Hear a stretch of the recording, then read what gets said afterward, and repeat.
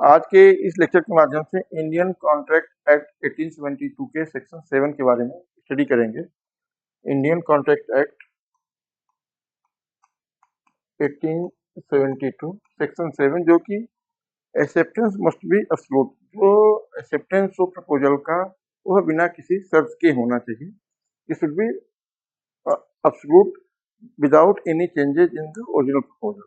तो acceptance must be absolute, must be absolute। इसमें दो है। पहला है it should be absolute, absolute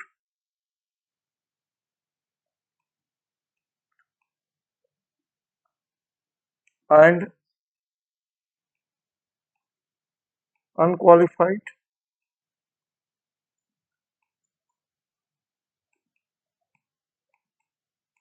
means जो प्रपोजल में दिया गया है एज इट इज स्पष्ट रूप से उसको स्वीकार करना है।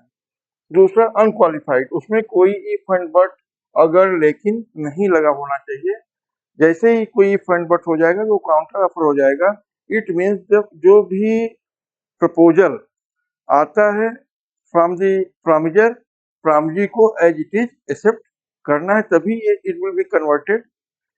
in order to convert a proposal into promise, proposal must be absolute। तो जो प्रॉमिज में कन्वर्ट होगा तभी ये प्रॉमिज में कन्वर्ट होगा, अदरवाइज ये काउंटर ऑफर में चला जाएगा। अतएव ये बहुत जरूरी है कि जब प्रपोजल कोई आए तो जब एक्सेप्ट करना है तो should be accepted in absolute manner without having any changes.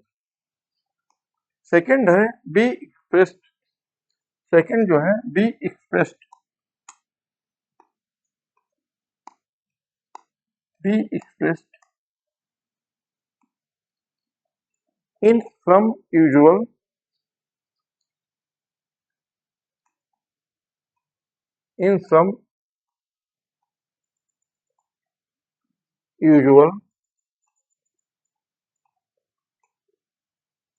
and reasonable manner।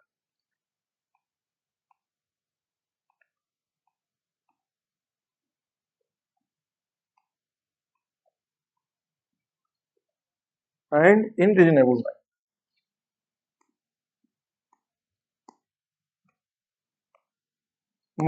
Means जो भी एक्सेप्टेंस हो, जो समाज में प्रचलित तरीके हैं उसके तरीके से बिल्कुल एब्सोल्यूट और उचित तरीका, स्पष्ट और उचित तरीके से, इन सम यूजुअल एंड रीजनेबल, उचित तरीके से उसको एक्सेप्ट किया जाना चाहिए।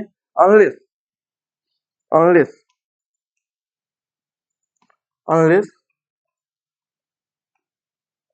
proposal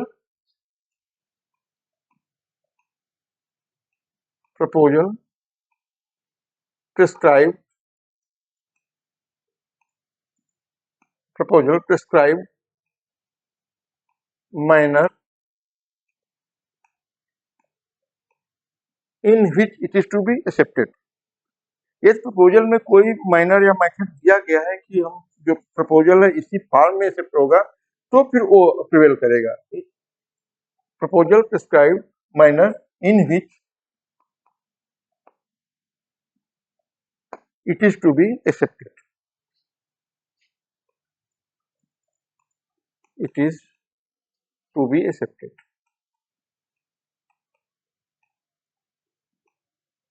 in which it is to be accepted।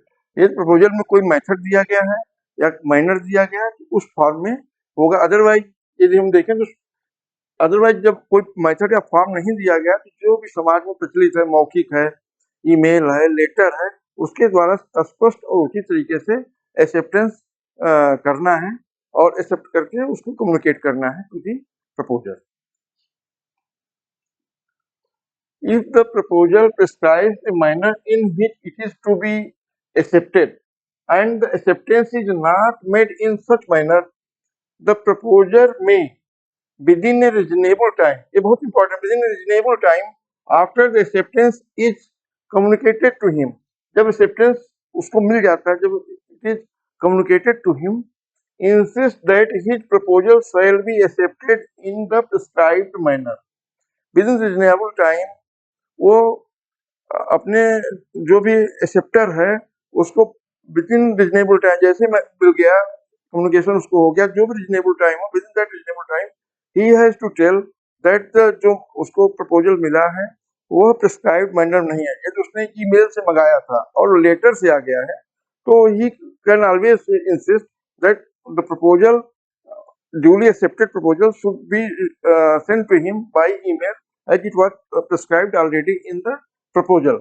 तो उसके मेथड से देना है, या ईमेल है, ई ऑफिस है, या कोई और तरीका जो आजकल ई टेंडरिंग चल रहा है उसके तरीके से मांगा गया है, तो उसी के द्वारा एक्सेप्ट होना है और विद इन रिजनेबल टाइम उसको बताना है। And not otherwise if he fails to do so he accept the acceptance. ये जो उन्होंने ईमेल से मांगा था और लेटर उनके पास आ गया and he is okay with it, then it will be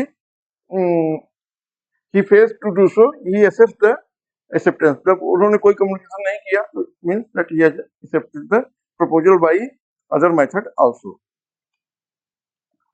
एक केस स्टडी है हाइड एंड वर्सेस रेंज में, इसमें क्या होता है कि जो डिफेंडेंट है offered to sell his farm to the plaintiff for £1,000, but plaintiff said he would buy it for £950, £950 का वो खरीदेगा। लेटर उसने मूड चेंज किया, बोला कि नहीं हम 1000 दे देंगे, बट जो डिफेंडेंट है, जो प्रतिवादी है, उसने कहा नहीं भाई हम नहीं बेचेंगे। Then plaintiff approach the court of law. इसमें कोर्ट ने डिसीजन दिया क्योंकि जो पहला ऑफर जो प्रपोजल था 1000 रुपीज का था, उसने 950 का दैट इज काउंटर ऑफर, और उस पर जो डिफेंडेंट है कोई एक्सेप्ट नहीं किया था, मतलब काउंटर ऑफर था। तो जो पहला प्रपोजल है वो ऑलरेडी एब्सोल्यूट टर्म नहीं था, तो अपने बाद नल एंड वॉइड हो गया।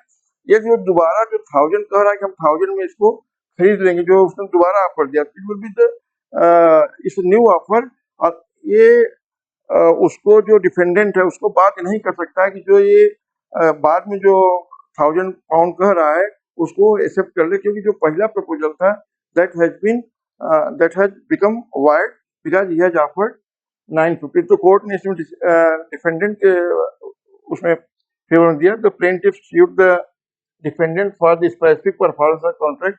The court dismissed his suit that there was no contract for the plaintiff after rupees 950 was counter offered and no contract issued। क्योंकि पहले में उसने 950 ऑफर कर दिया था तो वो कॉन्ट्रैक्ट एग्जिस्ट नहीं कर रहा है, और उसके बाद में 1000 करा उसके लिए कोई उसका